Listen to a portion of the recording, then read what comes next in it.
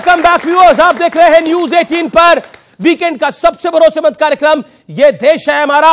और आज बात हो रही है 2024 के चुनाव की। प्रधानमंत्री ने बोला ये जो INDA वाले हैं, ये जो विपक्षी गठबंधन है, इसमें परिवारों को भ्रष्टाचार से बचाने का गठबंधन है। अगर हम शुरू से शुरू करें तो अब्दुल्ला परिवार, मुफ्ती परिवार, स्वर्गीय मुलायम सिंह यादव का परिवार, जिसमें अखिलेश यादव है, धर्मेंद्र यादव है, डिंपल यादव है, कई सारे लोग हैं। फिर लालू यादव, तेजस्वी यादव, मीसा यादव, फिर गांधी परिवार आ जाता है। फिर नीचे हम चले जाते हैं तो करुणानिधि का परिवार आ जाता है। क्या आपको लगता है ये जो परिवारवाद की बेला की प्रधानमंत्री बात करते हैं, ये देश की जनता को अट्रैक्ट कर लेता है? भारतीय जनता पार्टी के नेता जब बोलते हैं और प्रवक्ता भी, तो ऐसा लगता है कि आदमी नहीं है, मशीन है। और इनके अंदर एक कैसेट रिकॉर्ड करके डाल दी गई है और वही कैसेट बजती रहती है। हमें लगता है परिवारवादी हैं, भ्रष्टाचारी हैं, चोर हैं, सांप नेवले हैं, छछूंदर हैं। देश हित की जनता की कोई बात ये कभी कर ही नहीं पाते, क्योंकि रिकॉर्ड ही बजते रहते हैं। अपने मन से तो कुछ कह नहीं पाते। इन सवालों के एक सवाल का जवाब, आपकी पार्टी परिवारवादी पार्टी नहीं है। मैं बताता हूँ अमीश देवगन जी। अमीश देवगन एक बहुत प्रबुद्ध और बहुत मुखर पत्रकार हैं, अच्छे एंकर हैं, उनकी एक छवि है। अगर अमीश देवगन का बेटा पढ़ लिख के पत्रकारिता में आ जाए तो क्या हम उसकी प्रतिभा को नकार देंगे? बिल्कुल, बहुत सही काम है, जवाब देना। मैं बात तो पूरी कर लीजिएगा, बहुत जल्दी है आपको जवाब देने। अरे बहुत सही आपने उदाहरण हम कहेंगे कि तुम तो परिवारवादी हो, लेकिन वो कहेगा मैं अपनी प्रतिभा के, अपने टैलेंट के बल पे आया हूं। अगर अखिलेश यादव उत्तर प्रदेश की हर विधानसभा को साइकिल से चल के, संघर्ष करके, गरीब गुरबा की लड़ाई लड़के अगर राजनीति में स्थापित होते हैं और अपनों से भी लड़के और परायों से भी लड़के अपने आप को सिद्ध करते हैं, तो वो टैलेंटेड हैं। और अगर अमित शाह का बेटा जय शाह, जिसे ना तो ये पता राजनीति में कहां है, मेरी बात सुनो, बात तो पूरी होने दो। ना तो उसे ये पता क्रिकेट के बल्ले का साइज क्या होता है, ना उसे ये पता पिच का साइज क्या होता है, ना उसे ये पता मैदान की लंबाई चौड़ाई कितनी होती है। वो क्रिकेट कंट्रोल बोर्ड का अगर सचिव बना बैठा है तो परिवारवाद के कारण बना बैठा है। सही उंगली कहां उठाई जाती है? राजीव शुक्ला को परिवारवाद वो है। राजीव शुक्ला को पता है बल्ले का साइज क्या होता है। शरद पवार तो क्रिकेट खुद खेलते थे जाकर। चलिए अब ये आप वो है जहां लोगों को बहुत कम समय आपने मुझे दूसरा उदाहरण बस बहुत संक्षेप, आपके अलायंस को बहुत संक्षेप में आपको कब मिला? अलायंस खड़े होकर डिबेट कर रहे हैं नोएडा में जी। इस नोएडा के विधायक का नाम है पंकज सिंह। मेरा दावा है अगर पंकज सिंह ये बता दे नोएडा में कितने सेक्टर हैं और कितने गांव हैं, वो आदमी अगर विधायक है तो राजनाथ सिंह का बेटा होने की वजह से। ठीक, ये परिवारवाद है। मैं जवाब देता हूं, जो इन्होंने बहुत अच्छा आंसर कहा। आप अगर इस चैनल में एंकरिंग कर रहे हैं तो यह प्रतिबंध नहीं लगाया जा सकता कि आपके परिवार का कोई व्यक्ति पत्रकारिता ज्वाइन नहीं करेगा या न्यूज 18 ज्वाइन नहीं करेगा। यह परिवारवाद नहीं है। परिवारवाद यह है कि आप ये कहें कि जिस दिन मैं एंकरिंग छोड़ूंगा, एंकर आर पार का मेरे परिवार का व्यक्ति बनेगा। और ये सारी पार्टियां ऐसी है, एंकर वही बनेगा मेरे बाद मेरे परिवार का, यानी मेरा कंट्रोल रहेगा। यह परिवारवाद होता है। इसीलिए मैंने अंतर करके इनको बताया कि किसी व्यक्ति अखिलेश जी साइकिल पे घूमे थे, गरीब, मैं मौका दे रहा हूं, ऐसा नहीं बने थे। अरे मैं उसी पे भाई 2012 में खुद अखिलेश यादव खिलाफ चुनाव आयोग में आए थे। अरे भाई मैं सुनिए, मैं कार्यकर्ताओं ने चुना था अखिलेश यादव का अध्यक्ष। ठीक, कार्यकर्ताओं ने चुना था। ठीक है, पार्टी के 2012 के चुनाव में अखिलेश जी का नाम सीएम के लिए कहीं नहीं था। अखिलेश मुलायम सिंह के नाम के ऊपर चुनाव हुआ था। और मैं पूछना चाहता हूं 38 साल के अखिलेश यादव में कौन सी ऐसी योग्यता थी जो प्रोफेसर रामगोपाल में नहीं थी? बताइए, आप जवाब दीजिए। सिवाय इसके कि मुलायम सिंह जी के बेटे थे। 17 में योगी का नाम भी नहीं था। 17 में योगी का नाम भी नहीं था। योगी जी तो अपने दम पे। और 17 में नहीं था। एक मिनट सर, परिवारवाद ये होता है। सुनिए अरे भाई सुनिए तो, वो भी बता। अरे भाई सुनिए तो, परिवारवाद क्या होता है सुनिए। अखिलेश जी सुनिए, आप अपने प्रथम परिवार के एक व्यक्ति का नाम बताइए जिसके पास कोई राजनीतिक पद ना हो। चलिए, कौन बनेगा करोड़पति वाला क्वेश्चन? 15 सुनो, बताइए। अरे बेटा, एक नहीं भाई, दूसरा भाई, सुनिए अब बताइए तो, फर्स्ट ब्लड रिलेटिव एक बताइए जिसके पास कोई पद ना हो। और वही उनसे पूछिए। लालू यादव जी के पत्नी सीएम रही, उससे पहले साला रहे मंत्री, उसके बाद एक बेटा मंत्री, फिर दूसरा बेटा मंत्री, फिर बेटी मंत्री रहे। बताए तो कौन सांसद रहे? आलोक जी, क्या आपको लगता है पटना से बेंगलोर तक मतभेद की जो खबरें आई, क्या आपको लगता है एक सवाल जनता के मन में आएगा, यह गठबंधन कितना टिकाऊ होगा? क्योंकि अभी से मतभेद है, कल को आपकी सरकार बन गई, इंडिया वाली सरकार ये बन गई, तो कभी ममता नाराज हो जाएंगी कभी स्टालिन नाराज हो जाएंगे, नीतीश तो अभी नाराज हैं, आगे भी नाराज हो सकते हैं। अरविंद केजरीवाल को कैसे आप लोग हैंडल करेंगे? आप खुद दिल्ली से आते हैं, आपको ज्यादा पता है। देखिए, मुझे लगता है न्यूज़ 18 को पता नहीं चला, मीटिंग के बाद लाठियां चली थी वहां आपस में। आप लोग बताइए जनता को ये बात कि वहां लाठियां चली, तलवार निकले, छालू चक्कू चले, बताते क्यों नहीं आप लोग? अभी कौन बनेगा करोड़पति के सवाल थे, नड्डा जी के खिलाफ कौन लड़ा था? जरा 1 करोड़ का सवाल है, बताएंगे जरा कौन लड़ा था? नड्डा जी के खिलाफ किसने चुनाव लड़ा था जब वो अध्यक्ष बने थे? हमें तो पता, प्राइमरी मेंबर भी नहीं थे उस दिन उनका एक्सटेंशन हुआ। क्या बच्चों जैसी बात करते बताइए ना, कौन लड़ा? नड्डा जी राष्ट्रीय महामंत्री थे, कह रहे प्राइमरी मेंबर नहीं थे। मतलब बचकाने बन के हद होती है यार, कोई भी बात बोलने की। उनके खिलाफ कौन लड़ा? ठीक है, राजकुमार भाटी, आलोक उनके शर्मा, खिलाफ कौन लड़ा? अमित हाँ, शाह तो मैं बात कहना चाहता हूँ ना, हमारे यहाँ सारी व्यवस्था होती है। ये बताइए, हम 20 साल के 8 अध्यक्ष बताएंगे, आप बताइए। नड्डा जी थे, उससे पहले अमित शाह जी थे, उससे पहले राजनाथ सिंह जी थे, उससे पहले नितिन गडकरी थे, उससे पहले फिर राजनाथ सिंह जी थे, उससे पहले सुनिए वेंकैया जी थे, उससे पहले अडवाणी जी थे। सन 2000 से बताओ तुम्हें 2000 से बाद कितने? उसके बाद मुरली मनोहर, उससे पहले जवाब आलोक शर्मा, उससे पहले मुरली मनोहर जोशी जी भी थे। अरे सवाल 2000 सुनिए ना, सुनिए ना। अरे उससे पहले चलिए, अरे मुरली मनोहर जोशी भी थे, वो भूल गए। अरे भैया 2000 के सुनिए ना प्रभु यार, आप सुनिए। मुरली मनोहर जोशी जी 90 से 92 में थे। सुनिए तो लो मेरी बात। दूसरा करोड़पति का सवाल सुनिए। हाँ बताइए। एनडीए की ये मीटिंग हुई, इससे पहले कब हुई थी? कौन सी तारीख को हुई थी?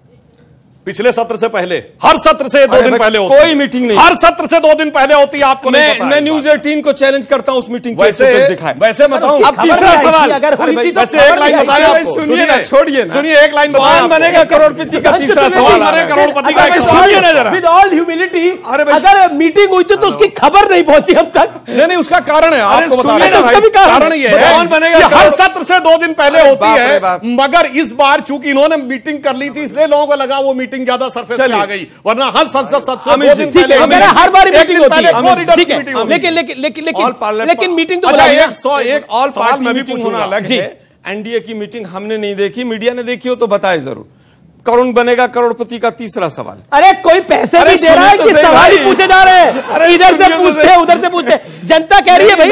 अरे भाई, बोल रहे हो ना? जी जी तो सही।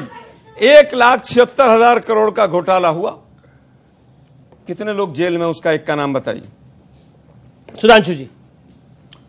देखिए, 1 करोड़ का सवाल है पूरा। बिल्कुल, मैं बता रहा हूं, सुनिए। 2G घोटाला 1,76,000 करोड़ का हुआ। लाइफलाइन यूज कर सकते हैं आप। सुनिए, जवाब लेने दे। सुनिए, बताते हैं, सुनिए, मैं बता रहा हूं। नहीं, लाइफलाइन यूज करनी है तो बता सकते हैं। मेरी बात तो सुनिए, पहले तो मैं इसका भी जवाब दूंगा। पहले एक इनका भी एक सवाल बोल देता हूं, उसके बाद इस सवाल का जवाब दूंगा। सबसे बड़ा कौन बने करोड़पति का सवाल जानते क्या है? एक ऐसी पार्टी का नाम बताइए जिसमें जिस परिवार का अभी अध्यक्ष था, 100 साल पहले भी उसी के परिवार का अध्यक्ष था। 100 साल पहले मोतीलाल नेहरू 1920-21 में कांग्रेस के अध्यक्ष थे, और 1929 में मोतीलाल नेहरू हटे, जवाहरलाल नेहरू अध्यक्ष बने, और 2019 में राहुल गांधी हटे, सोनिया गांधी अध्यक्ष बनी। ये होता है परिवारवाद। इसलिए अगर प्रश्न याद करने तो ये भी याद करके जी जी। अब पब्लिक एक सवाल, इनके पास पैसे नहीं है लेकिन सवाल है। सबसे सवाल पूछना भैया। ऑलरेडी शर्मा जी से मेरा प्रश्न है कि अभी राहुल गांधी ने बेंगलुरु की मीटिंग में कहा कि नरेंद्र मोदी वर्सेस इंडिया, तो पिछले चुनावों तक ये होता था नरेंद्र मोदी वर्सेस राहुल गांधी, तो क्या अब राहुल गांधी जी डर गए हैं? और भाजपा से मेरा प्रश्न है कि भाजपा के पास बिहार की क्योंकि बहुत ज्यादा बात होती है, क्योंकि उनके पास कोई अलाई नहीं है अभी, तो बिहार में उनका जो मत प्रतिशत तकरीबन 23% के आसपास रहता है, 23-24% के आसपास। तो आप बिहार की चुनौती को कैसे देखते हैं 2024 के दृष्टिकोण? अच्छा, दोनों सवाल बहुत अच्छे हैं। ओके, आलोक शर्मा 15 सेकंड में जवाब। देखिए, क्या राहुल गांधी बनाम मोदी नहीं है? अब इंडिया शब्द आया और मोदी जी केवल अकेले लड़ रहे हैं। अभी तो कहा सुधांशु भाई ने कि नाम पर वोट नहीं डलते हैं, आप ही लोगों ने कहा कि नाम पर वोट नहीं डलते हैं, तो मुझे लगता है कि शायद उत्तर मिल गया होगा आपको। ठीक है। दूसरी बात यह है, पर क्या इस बार राहुल गांधी चेहरा नहीं होंगे? देखिए, मुझे लगता है कि चेहरा बनना नहीं बनना, सांसद किसके कितने जीतेंगे, चेहरे भी बनेंगे, सारे काम होंगे। तो आपको उम्मीद है कि आपसे ज्यादा भी इनमें ये जो गठबंधन है यूपीए वाला, इसमें इंडिया वाला जो गठबंधन है, इसमें आपसे ज्यादा सीटें भी कोई ला सकता है इस बार? मुझे लगता है कि जनता तय करती है हर चीज, जनता को तय करने दीजिए। सांसद आएंगे, सांसद अपना बताएंगे, हमारा कैंडिडेट कौन होगा हमारे सांसद बताएंगे। आज मेरी इच्छा है राहुल गांधी जी प्रधानमंत्री बने, लेकिन कोएलिशन गवर्नमेंट में सब मिल बैठकर तय करते हैं, पहली चीज। दूसरी ठीक है। अब सुधांशु त्रिवेदी, अब आपका बिहार में आपका वोट प्रतिशत 23% है और वो बड़ी समस्या बिहार में हमारा वोट वेरी प्रतिशत, गुड क्वेश्चन, क्या नाम है आपका? बहुत देखिए अच्छा सवाल। बिहार में हमारा वोट प्रतिशत 2014 के बाद से लगातार कांस्टेंट है। जब भी हमारी एक बार सरकार नहीं बनी, वो तब नहीं बनी जबकि अपोजिशन का इंडेक्स 1 हो गया था। तो मगर हमारा परसेंटेज ऑफ वोट कर्नाटक में भी कम नहीं हुआ है। हम दिल्ली हारे, दिल्ली में भी कम नहीं हुआ है। इसलिए परसेंटेज ऑफ वोट में हमारी स्थिति बिल्कुल अलग बनी हुई है। मैं और सवाल ले रहा हूं। मगर मैं एक बात, एक लाइन सर, हमारे गठबंधन का नाम है एनडीए, नेशनल डेमोक्रेटिक अलायंस, जिसे हिंदी में कहते हैं राष्ट्रीय जनतांत्रिक गठबंधन। इनके जरा गठबंधन का पूछिए हिंदी में नाम। जब मैंने पहले दिन पूछा था तो इनके प्रवक्ता गूगल सर्च करके भी नहीं बता पा रहे थे। हिंदी वाला नाम लेने में कतराते हैं भाई, अंग्रेजी का नाम लेते हैं। ओके, हिंदी में नाम क्या है इसका? मुझे लगता है कि अभी दो तीन पार्टियां और भी आएंगी इनके साथ। एक सीडी नहीं, पहले हिंदी में नाम बता दीजिए। अच्छा, दूसरा प्रश्न ये है, यूपीए एक मिनट, इनका गठबंधन बता दिया। सुनिए, इनका गठबंधन था यूपीए। सर एक लाइन, एक टेक्निकल क्वेश्चन है, मेरी जिज्ञासा है। इनका गठबंधन था यूपीए, यूनाइटेड प्रोग्रेसिव अलायंस, जिसकी अध्यक्ष थी सोनिया गांधी जी। वो इंडिया की संयोजक बन गई। तो मैं जानना चाहता हूं क्या यूपीए समाप्त हो गया और वो अध्यक्ष से नीचे उतर के संयोजक बन गई? ये स्थिति स्पष्ट कर दीजिए, या यूपीए अभी भी अस्तित्व में है? यूपीए अभी अस्तित्व में है और यूपीए इसलिए बदला गया क्योंकि उसमें अरविंद केजरीवाल ने यूपीए पे बड़े सारे आरोप लगाए थे। खबर यह है कि अरविंद केजरीवाल बिल्कुल यूपीए के नाम पर सहज नहीं थे। उनको लगता था यूपीए भ्रष्टाचार का दूसरा नाम है। अरविंद केजरीवाल एक डंडा भी लेके गए थे साथ। अच्छा, मुझे पता नहीं था। आपको पता होगा। तो वो सहमत नहीं थे। तो यूपीए नाम तो आप ही ने बदला। अरे भाई, झाड़ू लेके चलते, जबरदस्ती वो नाराज है, वो ऐसा है, वो वैसा। ये मीडिया अपनी जो है ना, जो क्रिएशन कर रहा है, इसको बंद कर। नहीं, पर यूपीए नाम क्यों बदला? सुनिए, यूपीए नाम क्यों है कि नहीं, पहले ये बता दें। दोनों सवालों के जवाब देता हूं। यूपीए 20 साल पहले एक नाम रखा गया। आज गठबंधन का दायरा बढ़ा, आज देश के हालात आर्थिक सामाजिक तमाम बदले गए, तो उसमें नाम बदल लिया गया। इसमें कौन सी मतलब यूपीए का नाम बदल के इंडिया हुआ है? ये न्यूज है आपके लिए। अरे भाई, मैं फिर कहूंगा, यूपीए की जगह अगर इंडिया आया है तो आप इंडिया की बात करो ना। तो अच्छा, इंडिया और यूपीए भाई, यूपी पे भ्रष्टाचार के आरोप लगाए थे, अरविंद केजरीवाल ने भी लगाए थे, बीजेपी ने भी लगाए थे। ठीक है, राजकुमार भाटी, मोदी जी इंडिया के नाम पर वोट मांग रहे हैं। इनके तमाम ट्विटर हैंडल्स इंडिया के नाम से चल रहे थे। जी, पीछे क्या सवाल है आपका? बोलिए सर। मेरा सवाल आप लोगों से ये है कि सर, मणिपुर में द्रौपदी निर्वस्त्र हो चुकी है और सत्ता में बैठी कृष्ण जी उन्हें बचा ना सका, तो क्या मणिपुर आने वाले इलेक्शंस के लिए कुरुक्षेत्र का मैदान बनेगा? जी। और सर, बीजेपी प्रवक्ता से मेरा प्रश्न है कि आपने कहा खाते खुल गए हैं जनधन योजना के तहत। सर, खाते तो खुल गए, उसमें पैसे कैसे पहुंचे? 1,92,000 करोड़ रुपए है 48 करोड़ खातों में। 1,92,000 करोड़। जी, मणिपुर पे भी उन्होंने सवाल पूछा है। हाँ, मणिपुर में मैं कहना चाहता हूं, देखिए मणिपुर में जो घटना हुई है बहुत दुखद है, दर्दनाक है, हृदय विदारक है। उतनी संवेदना और वेदना के साथ प्रधानमंत्री जी ने भी इस पे प्रतिक्रिया दी है और उन्होंने कहा है कि इसके ऊपर किसी भी व्यक्ति को बख्शा नहीं जाएगा। परंतु उसके साथ यह भी है कि यह कोर्ट के निर्णय के चलते हुए यह परिस्थिति जो उत्पन्न हुई है, आज आवश्यकता है कि उस परिस्थिति के ऊपर पूरी सतर्कता और संवेदनशीलता के साथ कार्य किया जाए, ना कि किसी भी प्रकार का यहां एक बिंदु और। आपके कुछ नेता, चाहे वो प्रवक्ता हैं या फिर किसी प्रदेश के प्रवक्ता हैं, उन्होंने संवेदनशील ट्विटर पे कुछ बातें लिखी हैं। क्या देखिए, इस समय सरकार ने भी रिक्वेस्ट किया है कि कोई किसी प्रकार के वीडियो को शेयर न करे, कोई इस प्रकार की आपत्तिजनक और भड़काने वाली बातें न करे। सवाल ले रहा हूं, सवाल ऑडियंस, आपका किसके सवाल नहीं हुआ? आप कुछ सवाल पूछना चाहती मैडम, तो पूछिए, बोलिए क्या सवाल है? छोटा सवाल। सर, मेरा माननीय बीजेपी प्रवक्ता से सवाल है कि जैसे ही चुनाव आते हैं, चाहे बंगाल का चुनाव हो, चाहे अभी लोकसभा चुनाव आने वाले हैं, तो ईडी जैसे जांच एजेंसियां हैं, उनकी जांच तेज क्यों हो जाती है? ये सवाल है, ये सवाल है जोरदार। ये ऑपोजिशन आरोप लगाता है कि ईडी भी आपका एक गठबंधन का पार्टनर है। ये 39 प्लस ईडी सीबीआई हो जाता है। इस पर क्या बोलेंगे आप? मैं आपके प्रश्न का और विस्तार दे देता हूं। यह आरोप लगाया जाता है कि हमारी सरकार आने के बाद ही इन लोगों के ऊपर भ्रष्टाचार के आरोप लगने लगे और इन पे केसेस दर्ज हो गए। मैं विनम्रता से पूछना चाहता हूं, इनमें से एक पार्टी बता दी इस पे 2014 से पहले, 2014 से इनके सवाल का जवाब मैं उसी पे 10 से 15 साल पहले एजेंसियों और कोर्ट के चक्कर भ्रष्टाचार के आरोप में राजकुमार भाटी, आप बार-बार अलायंस की बात करते हैं, बार-बार अलायंस की बात करते हैं। एक लाइन और बोल दो। जी, थोड़ा क्लैरिटी हो जाए, थोड़ा सा क्लैरिटी हो जाए। मैं स्पष्ट, मैं किसी सामान्य नेता नहीं, इस देश में एक ही मौका ऐसा हुआ है जब यह साबित हुआ किसी प्रधानमंत्री ने भ्रष्टाचार करके अपनी सरकार बचाई कोर्ट में। झारखंड मुक्ति मोर्चा रिश्वत कांड 1994, उस समय भारतीय जनता पार्टी नहीं थी। ठीक है। और सुनिए, एक ही प्रधानमंत्री ऐसी रही हैं जो भ्रष्टाचार के आरोप में दोषी सिद्ध होकर चुनाव कैंसिल कर दिया गया। इंदिरा गांधी 1975 में, कहां भाजपा थी, कहां 40-50 साल के भ्रष्टाचार के आरोप में। देखिए, मुझे लगता है बंगारू लक्ष्मण की पार्टी के लोग जब 1 लाख रुपए सामने देखते हुए और कहें और उसके बाद भ्रष्टाचार पे ज्ञान दें तो ऐसा लगता है कि ओसामा बिन लादेन अहिंसा का पाठ पढ़ा रहा हो। मुद्दे की बात आते हैं भ्रष्टाचार के, तो ये अरे छोड़िए ना भाई, एक बार सुनिए भाई। 2014 के बाद सुधांशु जी राज्यसभा सांसद हैं, काफी ज्ञान देते हैं टीवी चैनल्स पे। एक केस बताइए जो मोदी जी की सरकार ने FIR की और उसमें एक आदमी कन्विक्ट हो गया हो। अगला सवाल बाद में पूछूं। चलिए, मैं बिल्कुल बताता हूं। 10 सेकंड भाटी इंतजार कर। ये बताइए, ये आपके दोनों नेता मुचलके पे हैं कि नहीं है? यार मुचलके और एक लाइन रमेश जी का सुनिए, मैं एक मिनट सुनिए, मेरा सवाल क्या, पूरी बात सुनिए। मैं ताली बजाने वालों से पूछना चाहता हूं। मैं पूरी बात रुकिए ना भाई। अरे भाई, मेरी पूरी बात सुनिए।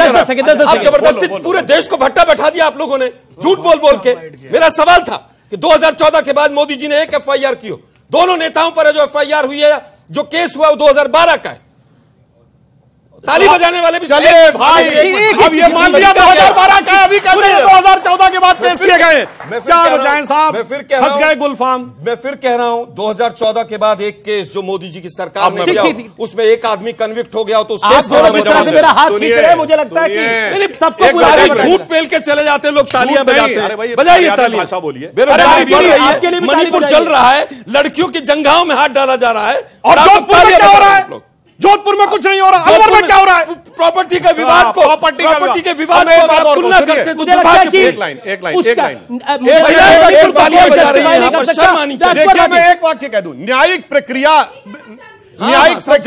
सुनिए, एक मिनट, जो न्यायिक प्रक्रिया में कितना समय लगता है मैं उदाहरण देना चाहता हूं। 9 साल नेशनल हेराल्ड के मैटर में जवाब 9 साल से प्रिलिमिनरी इंक्वायरी चल रही है। चलिए मैं एक जवाब देखिए, ब्रजभूषण शरण बचकर भाग रहा है। अरे भाई, मैं पटेल Z+ सिक्योरिटी लेकर विदेश आपके बीच में मैं नहीं बोला था, पूरी बात होने दीजिए। शांति से सुन रहे हैं, इसका मतलब Z+ सिक्योरिटी विदेश में होती नहीं है। करे Z+ सिक्योरिटी लेकर विदेश भाग गया। Z+ सिक्योरिटी लेकर जम्मू कश्मीर में अपने जेल पे बोलिए भाई। अच्छा ठीक है, ठीक नहीं है, बताइए मेरी एक लाइन, एक घंटे से मैं बताना चाहता हूं। सुनिए, एक लाइन, इस देश में कितना समय लगता है मैं बताना चाहता हूं। भट्टा बैठा दिया। अब आप बोल लूं मैं, इस देश में न्याय प्रक्रिया में कितना समय लगता है? फिर चिल्लाने लगे भाई। जो Z+ सिक्योरिटी लेकर एक फ्रॉड आदमी, चलिए मैं जम्मू कश्मीर में घूम रहा था। अच्छा, मेरा निवेदन है, अभी तो थोड़ी देर पहले गीत गाना हो रही थी, आप पहले तो गीत कहना चाहता हूं, न्यायिक प्रक्रिया में कितना समय लगता है? इंदिरा जी की हत्या प्रधानमंत्री आवास में हुई थी और सबके सामने हुई थी, कितने साल लगे थे उनको कन्विक्ट करने में? उसके बाद राजीव गांधी की उनके बेटे की सरकार रही तो 5 साल लगे थे। बहुत बहुत शुक्रिया आपका, लेकिन आप दो सबका बहुत बहुत शुक्रिया। राजकुमार भाटी,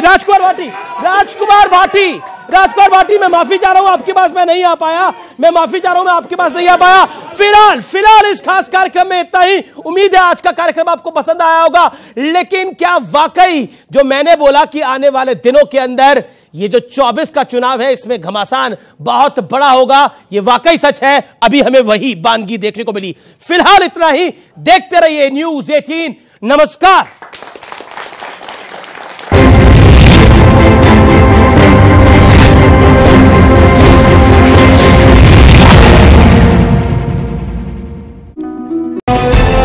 हफ्ते का ये देश है हमारा, इसी बड़े मुद्दे पर ये लड़ाई है गरीबी अमीरी की, ये लड़ाई है सच और झूठ। ये नाम बदलते थे, इनकी केंद्र सरकार नाम बदलती थी, आज वो हमें उपदेश दे रहे हैं कि नाम बदलने से क्या होता है, इंडिया नाम रखने से क्या होता है। पत्नी सीएम रही, उससे पहले साला रहे मंत्री, उसके बाद एक बेटा मंत्री, फिर दूसरा बेटा मंत्री। अच्छा ठीक है, ठीक नहीं है, बताइए मेरी एक लाइन, एक घंटे से बताना चाहता हूं। एक लाइन, मणिपुर चल रहा है, लड़कियों की जंघाओं में हाथ डाला जा रहा है, और जोधपुर में क्या हो रहा है? जोधपुर में कुछ नहीं हो रहा, अलवर में क्या हो रहा है? आप देख रहे हैं ये देश है हमारा, अमीश देवगन के साथ। नमस्कार व्यूअर्स, मैं हूं अमीश देवगन और आप देख रहे हैं वीकेंड का सबसे भरोसेमंद कार्यक्रम ये देश है हमारा, और ये देश है हमारा में आज हम बात करेंगे 2024 के संग्राम की। और वीकेंड के आज इस पब्लिक डिबेट में बीते हफ्ते एनडीए और विपक्ष का जोरदार शक्ति परीक्षण हुआ। एनडीए के खेमे में 39 तो विपक्ष के खेमे में 26 अर्थात 26 दल जुटे। विपक्ष ने गठबंधन का नाम यूपीए से बदलकर INDIA इंडिया कर दिया। विपक्ष का दावा है कि इस बार एनडीए को इंडिया जरूर हराएगा, यानी मोदी इस बार हार जाएंगे। दूसरी ओर बीजेपी कह रही है कि विपक्ष इंडिया नाम पर सियासत कर रहा है। वैसे खबर तो यह भी है कि महीनों से 2024 के महागठबंधन के लिए राज्य दर राज्य भटकने वाले नीतीश बाबू बड़े परेशान हैं, साइडलाइन कर दिए गए हैं। सूत्रों के मुताबिक नीतीश कुमार गठबंधन का नाम इंडिया रखने के खिलाफ थे, लेकिन कांग्रेस और ममता बनर्जी ने उनकी एक नहीं सुनी। हालांकि विपक्ष की बैठक के बाद नीतीश बाबू एक्स्ट्रा लार्ज स्माइल के साथ मीडिया के सामने तो जरूर आए और मनमुटाव की बात से इंकार कर दिया। लेकिन सवाल है, क्या नाम इंडिया रख लेने से 2024 में भारत की वोट मिल जाएगी? क्योंकि बंगाल में ममता बनर्जी कांग्रेस और लेफ्ट से दूरी चाहती हैं। पंजाब और दिल्ली में आम आदमी पार्टी और कांग्रेस साथ नहीं है। उद्धव ठाकरे पहले ही कमजोर हो चुके हैं। शरद राव पवार की ताकत भी लगभग खत्म हो चुकी है। दावे तो यह भी होते हैं कि बिहार में आरजेडी अंदर ही अंदर नीतीश कुमार को खोखला कर रही है। ऐसे में सवाल है कि 2024 में विपक्ष के सपने पूरे होंगे कैसे? और सवाल यह भी है कि अब की बार वोट काम पर मिलेगा या नाम पर मिल जाएगा? यह हफ्ते का यह देश है हमारा। इसी बड़े मुद्दे पर आपको याद होगा नामदार और कामदार, क्या यह नामदार और कामदार की लड़ाई होगी? आज इस हफ्ते का यह देश है हमारा न्यूज 18 पर इसी मुद्दे पर व्यूअर्स।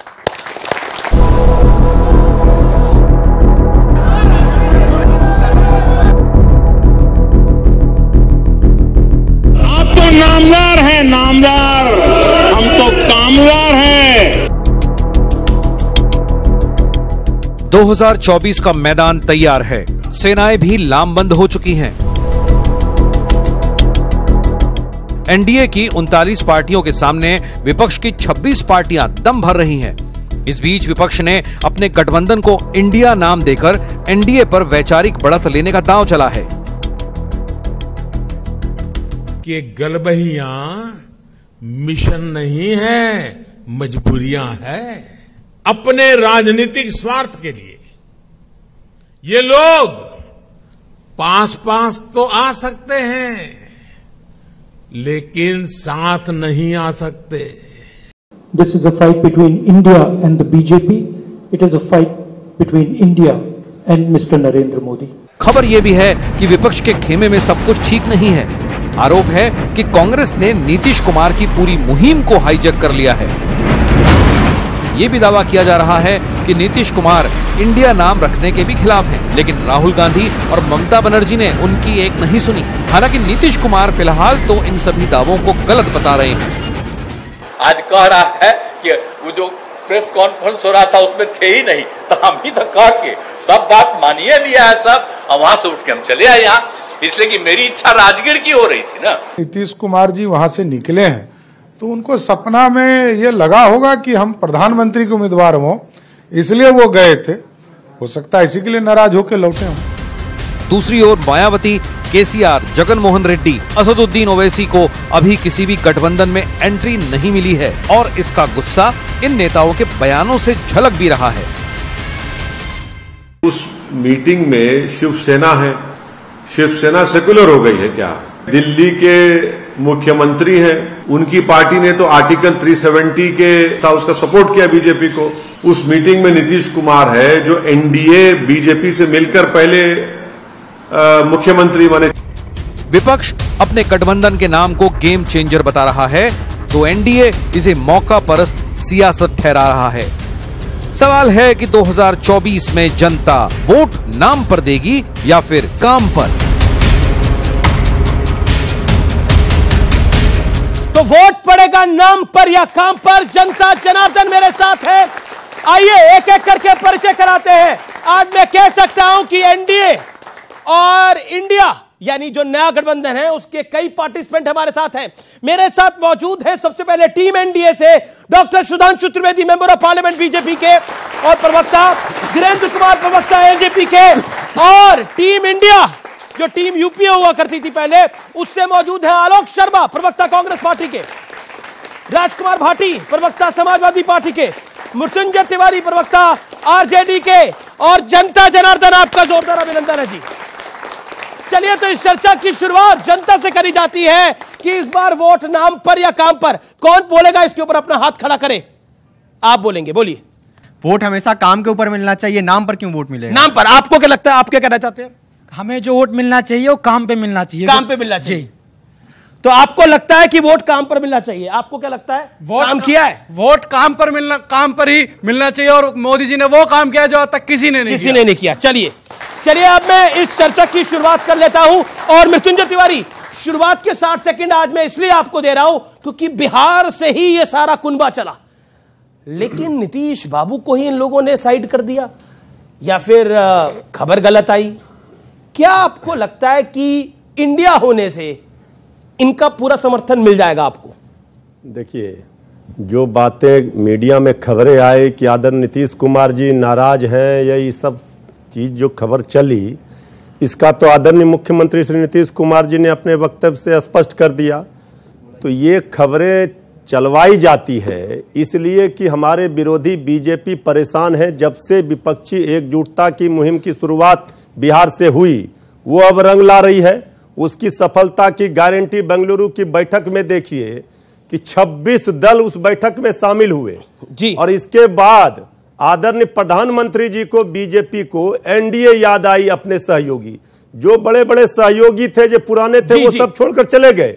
लेकिन छोटे छोटे दलों को जो एक दूसरे से टूट कर गए, वो सारे दलों को लेकर के वो अपना दिखाने लगे कि कुनबा। कल तक जो कह रहे थे एक अकेला सब पर भारी, 38 दलों को बुलाना पड़ा, नगरी नगरी द्वारे द्वारे जाना पड़ा। आप कल गलत तक बोल रहे हैं, 38 करेंगे।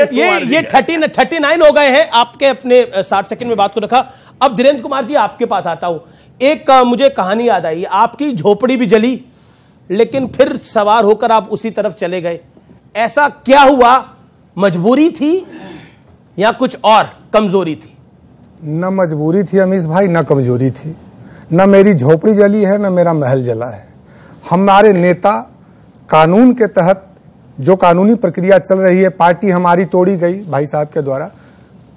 राजद और इनके अभी जो वर्तमान में एनडीए में बता रहे हैं मंत्री एनडीए में 10 सेकंड के लिए मुझे बोलने तो दीजिए। मैं आपको, आपका अधिकार है बोलने का, लेकिन थोड़ा तो साफ गोई से बोलिए। आप कह रहे हैं पार्टी राजद ने तोड़ी लेकिन वो गई एनडीए के अंदर। वही से मैं बोल रहा हूँ, थोड़ा धैर्य से सुनिए तो सही जी।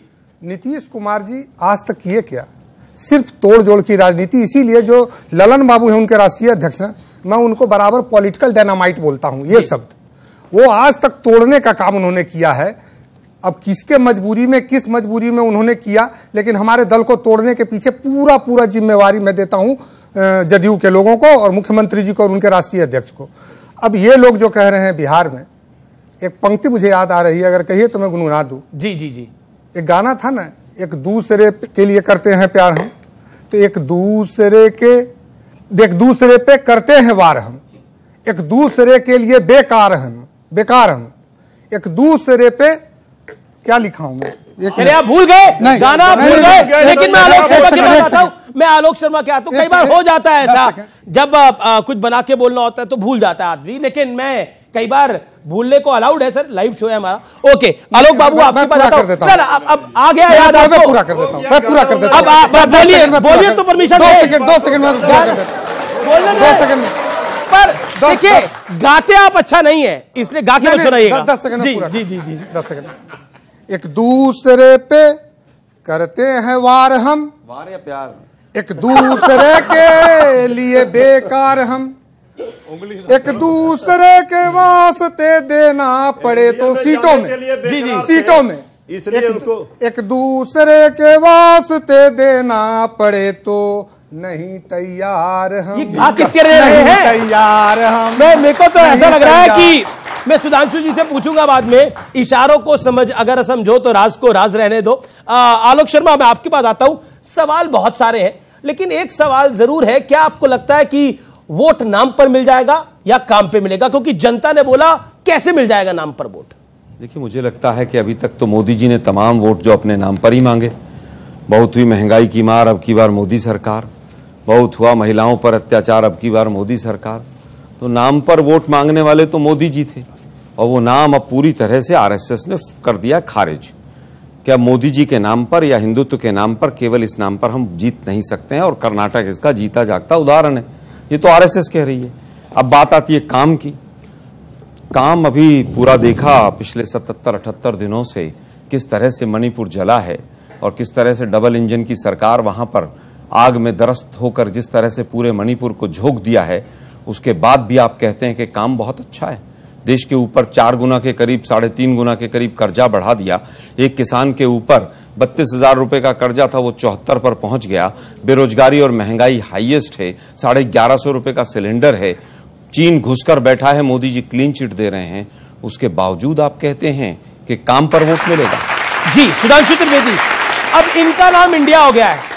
आपके मुख्यमंत्री है हेमंता बिस्वा शर्मा, अब उन्होंने अपने नाम के आगे भारत लगा दिया। तो क्या इन्होंने अपना नाम इंडिया रख लिया है तो आप इंडिया को पसंद नहीं करते? ये एक अंडरलाइन मैसेज देने का प्रयास कर रहा है दूसरा गठबंधन। क्या करिएगा आप? इसका भी मैं जवाब देता हूं। पहले मैं बताना चाहता हूं कि ये जो विपक्षी दल पहले पटना में फिर बेंगलुरु में मिले, ये कौन है? काम की बात करते हैं ना, ये सब वो हैं जो भ्रष्टाचार में डूबे और उतराए हैं। ये वो हैं लंबे समय तक सत्ता में रहने के बाद चुके चुकाए हैं। ये वो हैं जिसमें से कई लोग, राहुल गांधी जी जैसे, कुर्सी छोड़ के भागे भगाए हैं, और हमारी तरफ मोदी जी तपे तपाए और आजमाए। लेकिन आप कह रहे हैं कि मोदी जी तपे तपाए हैं, आजमाए हैं, तो जब एक अकेला सब पे भारी था तो 38 क्यों लाए गए? उस पर भी मैं बात बताता हूं। देखिए, जो अकेला था ना, उसको तो कितना अकेला करने की कोशिश की गई पिछले 23 साल से। गुजरात से लेके, देश से लेके विदेश तक चिट्ठियां लिखी गई, मगर आज उसकी हैसियत देखिए कि देश की जनता तो साथ में आई, भारतीय जनता पार्टी और सारे दल तो साथ आए, और आज स्थिति यह है कि जब अंतर्राष्ट्रीय मंच पे खड़े होते हैं तो रशिया कहता है India is our traditional ally, और अमेरिका कहता है स्ट्रेटेजिक एलाई। तो मोदी जी के लिए तो वो है कि मैं अकेला ही चला था जानिबे मंजिल, मगर लोग यूं जुड़ते गए और काफिला बनता गया। सर एक लाइन और कह दूं, जी इन्होंने बहुत अच्छी, एक मैंने मतलब एक लाइटर नोट, आप भी कुछ गुनगुनाएंगे? एक लाइन ऐसे वही बता रहे हैं। पहले मैं एक बचपन में मैंने कविता सुनी थी, हास्य व्यंग की कविता थी, कि एक लड़की पढ़ी लिखी नहीं थी, तो वो अपने पति को प्रेम पत्र लिखती है, तो किसी और से लिखवाती, फिर कहती नहीं फर्स्ट और लास्ट लाइन हम लिखेंगे। तो उसको समझा गया था क्या लिखना, कहता सबसे पहले तुम लिखना प्राणनाथ, और अंतिम शब्द लिखना आपके चरणों की दासी, तो वो खुश हो जाएगा। अब वो याद करके जाती, लास्ट में वो क्या लिख देती, ऊपर लिखती है चरणदास, और नीचे लिख देती आपके प्राणों की प्यासी। आज स्थिति ये है, ये सारे दल बेंगलोर में जाकर एक दूसरे के चरणदास, और कलकत्ता में इनकी पार्टियां एक दूसरे की खून की प्यासी। जी दिन पहले हुए चुनाव। राजकुमार भाटी, अब आपने लंबा बोला। राजकुमार भाटी, राजकुमार भाटी आपसे मेरा पॉइंट है, देखिए एक चीज उनकी क्लियर है कि उनका नेता नरेंद्र मोदी है, जो पिछले 9 साल से प्राइम मिनिस्टर है, और उसी के साथ वो लोग जाएंगे। आपके नेता पर सवाल है। बेंगलुरु से जैसे ही बैठक खत्म हुई तो ममता बनर्जी की सांसद और नेता ने बोला कि ममता बनर्जी सबसे लोकप्रिय है, उन्हीं को प्रधानमंत्री होना चाहिए। दूसरी तरफ से आवाज आई कि अरविंद केजरीवाल कौन से कम है, उनकी तो 2 राज्यों में सरकार है। फिर क्या आपको लगता नहीं है खेल अभी बाकी है?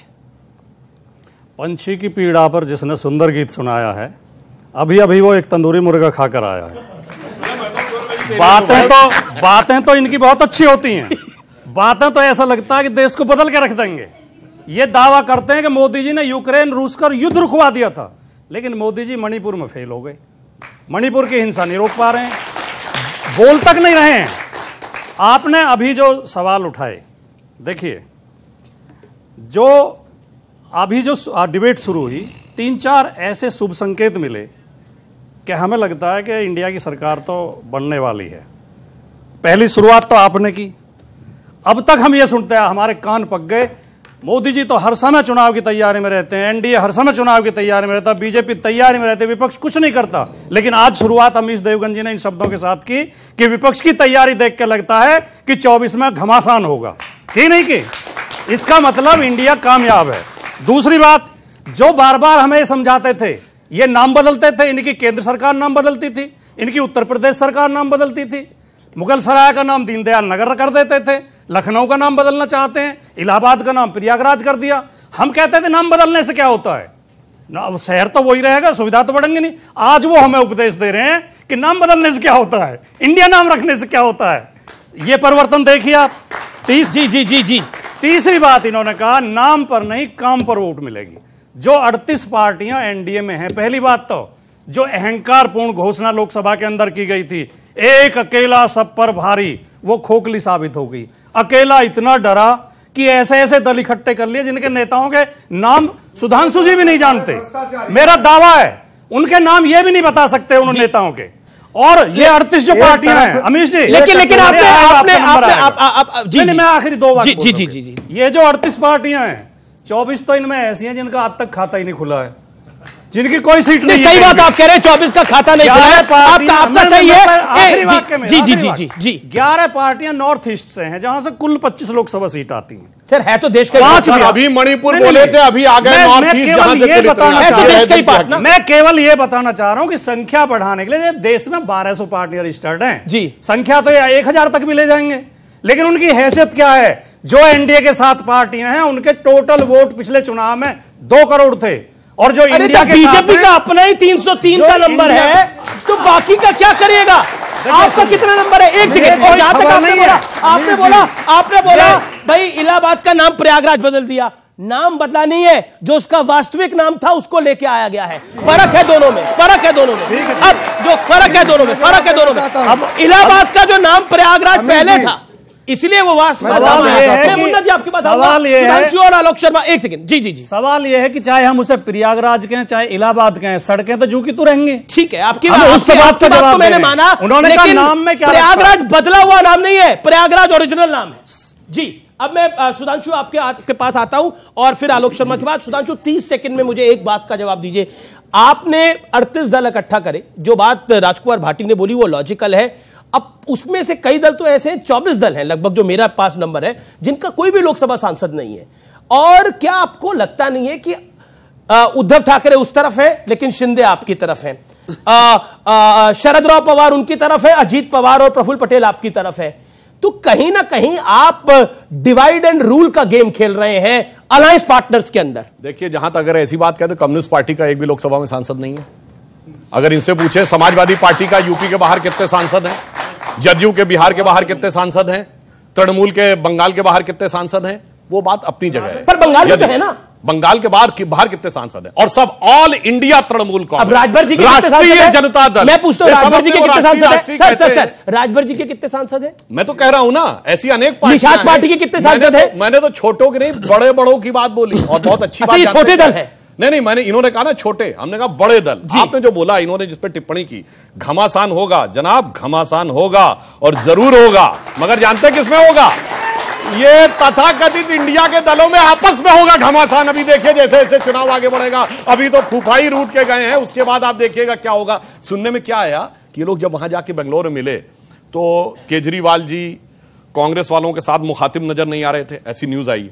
ममता बनर्जी जी, आपकी बड़ी नजर थी वहां पर। सुनिए तो, अरे नजरें तो पूरी सुनिए। और जो ये भी थे चार्टर्ड प्लेन से आ रहे थे, मगर नीतीश बाबू पहले आ गए, पटना में उतर के भी मीडिया से नहीं बोले, फिर भी मिलने जाते हैं। तो जैसे इन्होंने बोला था ना, तो मुझे पुराने गीत की एक पंक्ति याद आती, जो कांग्रेस के नेता, जो गठबंधन है तथाकथित INDIA, इसके ऊपर कि मिलो न तुम तो हम घबराएं, मिलो तो आंख चुराएं, हमें क्या हो गया। ठीक है, एक लाइन और कह दूं, इंडिया, एक मिनट, इन्होंने कहा इंडिया नाम, वैसे नाम से कुछ होता तो राहुल गांधी के नाम में गांधी होने से महात्मा गांधी याद आ जाते, मगर शॉर्ट फॉर्म अगर कहते हैं तो इंडियन नेशनल कांग्रेस INC है ना। मैंने आज तक किसी को इंक कहते नहीं सुना जी। अब क्या इंक खत्म हो गई क्या? मतलब जो इंडिया। आलोक शर्मा एक स्पेसिफिक सवाल, जैसे बीजेपी के साथ, मतलब एनडीए के साथ 24 दल ऐसे हैं जिनका कोई सांसद नहीं है। दिल्ली में आप आम आदमी पार्टी ने आपकी सरकार को खाया, हराया, पंजाब में आपकी सरकार को यानी कांग्रेस की सरकार को हराया, और सिर्फ हराया नहीं, दिल्ली में तो 2 टर्म में इस तरह की सिचुएशन हुई, और आपकी लोकल लीडरशिप, चाहे वो अजय माकन हो, चाहे वो संदीप दीक्षित हो, चाहे वो पंजाब में प्रताप सिंह बाजवा हो, वो सब लोग आज कहते हैं कि ये सही नहीं है। क्या आपको लगता नहीं है कि वही गलती जो मुलायम सिंह यादव को सीएम बनाने की कांग्रेस ने करी थी, जो लालू यादव को सीएम बनाने की कांग्रेस ने करी थी, जो अरविंद केजरीवाल को सीएम बनाने की गलती करी थी, और उसके बाद कांग्रेस का हाल बुरा हो गया उन राज्यों के अंदर, क्या वही गलती आप लोग कर रहे हैं? देखिए, मुझे लगता है 1989 के बाद से देश के अंदर गठबंधन की ही सरकारें हैं, और बीजेपी ने शायद हिंदुस्तान की कोई पार्टी नहीं छोड़ी होगी जिसके साथ मिलकर सरकार नहीं बनी। जी, चाहे पीडीपी हो, चाहे नेशनल कॉन्फ्रेंस हो, चाहे कोई पार्टी रही हो, इन्होंने कोई पार्टी नहीं छोड़ी, चाहे मायावती जी हो, सब लोगों के साथ इन्होंने सरकारें बनाई। और आज तो हालत यह है कि बीजेपी दूरबीन लेकर ढूंढ रही है कि किस किस को साथ मिलाया जाए। हो सकता है हमसे गलती हुई हो सकता है हमने जल्दबाजी में कदम उठाया हो, तमाम तरह के सवाल हो सकते हैं। आम आदमी पार्टी के तमाम विषयों के साथ हो सकता है मेरा आज भी पर्सनल लेवल पे भी मतभेद हो, मेरे नेताओं का भी मतभेद हो, लेकिन आपके बीच में वो नहीं बोले, ठीक है, आपके बीच में वो नहीं बोले, गिव हिम 30 सेकंड। आप थोड़ी देर कविता याद करो पहले, उसके बाद बोलना। डस्टबिन लेके खोज रहे हैं, कविता याद कर लो पहले। मैं समझता हूं कि आज अगर पूरा विपक्ष जिसमें मतभेद भी है, और अगर वो एक इकट्ठा होकर मोदी जी के खिलाफ आ रहा है, जिस मंच में 7-8 मुख्यमंत्री बैठे हों और पूरे हिंदुस्तान में कोने कोने से मुख्यमंत्री वहां पर बैठे हों, तो ये समझ लीजिए कि देश की सरकार कितनी अनपॉपुलर है, देश की सरकार के खिलाफ कितना बड़ा माहौल है। मुद्दे की बात यह है कि जो लोग भ्रष्टाचार पर बड़ी बड़ी बात करते थे, आज उनके अलायंस में कौन है? चक्की पीसिंग एंड पीसिंग एंड पीसिंग, वो इनके अलायंस में। एक तरफ 24 घंटे पहले देश के प्रधानमंत्री कहते हैं कि मैं भ्रष्टाचार से सबको, मैं एक अकेला सब पर भारी, और फिर तमाम वो छगन भुजबल से लेकर तमाम लोग जिनके खिलाफ ईडी के तमाम केस थे वो सब भाजपा में आ गए। ठीक है, तो हम केवल ये कहना चाहेंगे कि जो बीजेपी की वॉशिंग मशीन है, वो वॉशिंग मशीन भी अब फेल हो जाएगी। वॉशिंग मशीन फेल हो जाएगी, लेकिन आम आदमी पार्टी पर आपने जवाब नहीं दिया, मैं आपसे लूंगा आके जवाब। सुधांशु त्रिवेदी, जवाब आलोक शर्मा की बात। देखिए, यहां कह रहे हैं दूसरे दलों की बात, मैं तो कह रहा हूं इन दलों के अंदर की हालात देख लीजिए। शिवसेना में समझ ही नहीं आता, ये इधर कौन रह गया, उधर कौन चला गया। एनसीपी में देख लीजिए, इधर कौन है, उधर कौन है। और ये कांग्रेस जो नेतृत्व कर रहे हैं, भारत की तथाकथित सबसे पुरानी पार्टी, इसके आज तक कितने विभाजन हुए हैं। मैंने बचपन में अटल जी का एक स्पीच सुना था, तो उन्होंने कहा कांग्रेस के इतने टुकड़े हुए, पहले आप याद कर लीजिए, अभी वर्तमान में जो है याद कर लीजिए, ये तृणमूल कांग्रेस भी कांग्रेस का हिस्सा थी, ममता बनर्जी जी, एनसीपी शरद पवार कांग्रेस का हिस्सा थे, जगन मोहन रेड्डी कांग्रेस का हिस्सा थे। और पिछले 50-60 सालों में Congress R, Congress S, Congress O, Congress U, और उन्होंने मजाक में कहा था कांग्रेस मैं, कांग्रेस तू, कांग्रेस आई, कांग्रेस गई। अरे भाई, आपकी तो पार्टी में, और अभी देख लीजिए, आज की डेट में मैं छोटे मोटे नेताओं की बात नहीं कर रहा हूं, जो चीफ मिनिस्टर है, गुलाम नबी आजाद साहब छोड़ के चले गए, कैप्टन अमरिंदर सिंह छोड़ के चले गए, विजय बहुगुणा छोड़ के चले गए, किरण कुमार रेड्डी आंध्र के चीफ मिनिस्टर छोड़ के चले गए। अरे जनाब, आप बाकी दल तो छोड़िए, पहले अपना तो संभाल लीजिए, घर के अंदर तब दूसरे को ज्ञान दीजिए कि साहब आप दूसरे ले पा रहे हैं। ठीक है, आज लगभग 70 से ज्यादा सांसद ऐसे हैं जो कांग्रेस से गए और इनके यहां पर जाके बैठ गए, इन्होंने सबको अपना लिया। आज 6 मुख्यमंत्री इनके यहां जिनकी रूट्स पुरानी कांग्रेस की। आज तमाम ऐसे लोग हैं जो कांग्रेस के ऊपर, जिनके जब वो कांग्रेस में थे, हेमंत बिश्व शर्मा से लेकर एन बीरेन्द्र कुमार सिंह से जो मणिपुर के हैं वो भी कांग्रेस में थे, हेमंत बिश्व शर्मा भी कांग्रेस में थे, और तमाम लोग। इसे इकबालिया बयान कहते हैं। 10-12 केंद्रीय, ये इकबालिया बयान है, वो इनके पास चले गए, उपलब्धि तो नहीं है ना। एक सेकंड, वो सारे जब कांग्रेस में थे तब बहुत बड़े भ्रष्टाचारी थे वो। उनकी सीढ़ियां आती थी, बीजेपी पूरे मीडिया का समय खा जाती थी कि साहब इनसे भ्रष्ट कोई नहीं, और उसके बाद सब वो बीजेपी में चुपचाप चले जाते हैं। आपने कहा की बात हुई तो सत्येंद्र जैन और मनीष सिसोदिया भ्रष्टाचारी है कि नहीं है? आलोक जी, सत्येंद्र जैन और मनीष सिसोदिया भ्रष्टाचारी है कि नहीं? अगर न्यायालय उनको भ्रष्टाचारी कहेगा तो भ्रष्टाचारी हैं, और न्यायालय नहीं कहेगा ये फेल होंगे। इनकी सरकार है, इनको प्रूव करना है। मृत्युंजय तिवारी, देखिए बिहार से वो आए हैं, गाना गा के सुना रहे हैं, अब पब्लिक कुछ डिमांड कर देगी आपसे। एक सवाल का जवाब गा के सुनाएंगे, गा के नहीं भैया, मृत्युंजय जी से। अच्छा, गाइएगा मत पर, गाएंगे। हाँ गाएंगे। इनके पूछ लीजिए कि लालू प्रसाद जी भ्रष्टाचारी है कि नहीं। क्या लालू प्रसाद जी भ्रष्टाचारी है कि नहीं?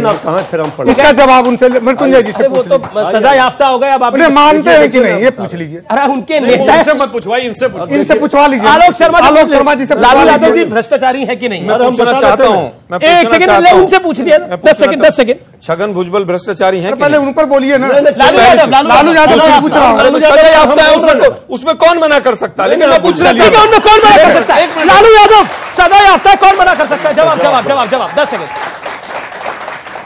वो समझेंगे क्या भोर का अर्थ जिन्हें सूरज की चर्चा से लू लग गई है। ये लड़ाई है गरीबी अमीरी की, ये लड़ाई है सच और झूठ की, और ये बात कर रहे हैं, गाना गा रहे हैं। अभी गरीबों का थाली खाली है। लालू प्रसाद जी का दोष यही है, उन्होंने गरीबों के साथ न्याय किया, गरीबों के हक और हकूक की लड़ाई लड़ी, मजदूरों की लड़ाई लड़ी, चारा खाने का गरीबों के साथ न्याय हो रहा था। अभी बता रहे हैं जी, राजनीतिक लड़ाई लड़ने का चारा हमारे विरोधियों के पास नहीं है, ये चारा का आरोप लगा रहे। सुन लीजिए, एक सवाल, सुन लीजिए, सवाल तो सुन लीजिए। 10 सेकंड और फिर सवाल। भ्रष्टाचारी और परिवारवादी पर आरोप लगा रहे थे कि आदरणीय प्रधानमंत्री बंगलौरी की बैठक में जी चिराग पासवान जी से गले मिल रहे थे, अजीत पवार जी से गले मिल रहे थे, मांझी जी के साथ उनके पुत्र थे। ये कैसा दोहरा मापदंड है? बताए देश की जनता, बताएं सुधांशु जी। हम जवाब बताएंगे हमारे नेता की बात। अब आपने 10 सेकंड का बोला था, मैंने आपको उससे बहुत ज्यादा समय दिया। लास्ट गाना भी सुन लीजिए। एक तो एक गाना बड़ा गाना गाते हैं, हाँ बहुत पुराना गाना था, सबको याद होगा। सुन लीजिए। झूठ बोले जनता पकड़े, भोली भाली जनता से डरियो, हम सत्ता में आ जाएंगे तुम देखते रहिए। भैया तो कमाल कर दिया। लेकिन आप बताइए, देखिए मेरा इस सवाल भी है आपसे, देश की जनता से भी एक सवाल है। अब बताइए, लालू यादव अब इंडिया गठबंधन में आ गए हैं, तो अब उन पे चारा घोटाले का आरोप नहीं रहेगा। एक सेकंड, महबूबा मुफ्ती अब इंडिया के गठबंधन में आ गई हैं, तो वो देश प्रेमी हो गई हैं। अब देखिए अनिश जी, भ्रष्टाचार पर आरोप लगाने वाले, भ्रष्टाचार की बात करने वालों का पूरी तरह से पोल खुल गया। क्या बात कर चाहे पीटे जितना ढोल, बीजेपी का खुल गया है पोल। इसलिए बीजेपी को अब कोई नैतिक बल नहीं है। ये तो वो भ्रष्टाचार, बिल्कुल आपका अधिकार है बोलने में, आपके पास आ रहा हूं। बात होगी गरीबी पर, बेबसी पर, बेरोजगारी पर, महंगाई पर। गाना भी गाया, कविता भी सुनाई, फिर एक और गाना सुनाया। लेकिन सुधांशु त्रिवेदी, अब इन्होंने तो ये जो गाना है, ये ऋषि कपूर और डिंपल कबाड़िया की फिल्म बॉबी का है।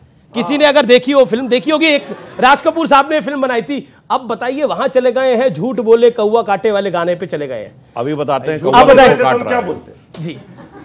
लालू प्रसाद यादव जी कब जेल गए? 1997। मोदी जी और अमित शाह जी का तो राजनीति में नाम ही नहीं था, भारतीय जनता पार्टी की सरकार नहीं थी। और सुनिए, लालू यादव जी का ऑन रिकॉर्ड बयान है कि कांग्रेस ने षड्यंत्र करके उनको जेल में डाला है। और उस समय लालू यादव जी की ही सरकार थी, केंद्र में जनता दल की सरकार थी, देवेगौड़ा जी उस समय प्रधानमंत्री थे और कांग्रेस के सपोर्ट में। ये उदाहरण है कि हमने जांच एजेंसियों का दुरुपयोग नहीं किया। सत्ता में रहते हुए और आप सत्ता में रह करके जांच एजेंसियों को भेजते हैं, डराते हैं। तिवारी जी, त्रिवेदी जी की सुन लीजिए। सुनिए, गाना सुनाई नहीं, अभी नहीं, अभी उदाहरण और बताता हूं। इन्होंने बिल्कुल कहा भाषण से क्या ये गरीब की थाली। और हमें भी याद है बचपन में जब लालू यादव जी मुख्यमंत्री बने, कहते गरीब गुरबा की सरकार है। फिर अपने को संकुचित किया, तब पूरे समाज के थे। अब कहा क्यों नहीं, मैं सिर्फ एक वर्ग का नेता हूं। फिर संकुचित किया, एक जाति का नेता हूं। फिर जब असली ताकत देने की बात आई, जेल जाने से पहले तो किसको देखे गए? अपनी जाति के। यही उनका दोष है, कमल छाप सब नीचे आया, सिर्फ परिवार। और सुनिए, और आज मैं कहना चाहता हूं, ये गरीब गुरबा का परिवार बिहार का सबसे अमीर परिवार हो गया। ये देश है हमारा। में रुकेंगे एक ब्रेक के लिए, लेकिन ब्रेक के उस पार और होंगी बातें। देखते रहिए, ये देश है हमारा। सवाल में पूरी बात सुनिए। मैं ताली बजाने वालों से पूछना चाहता हूं, मैं पूरे देश को भट्टा बैठा दिया आप लोगों ने, झूठ बोल बोल के। जिंदा जी की हत्या प्रधानमंत्री आवास में हुई थी और सबके सामने हुई।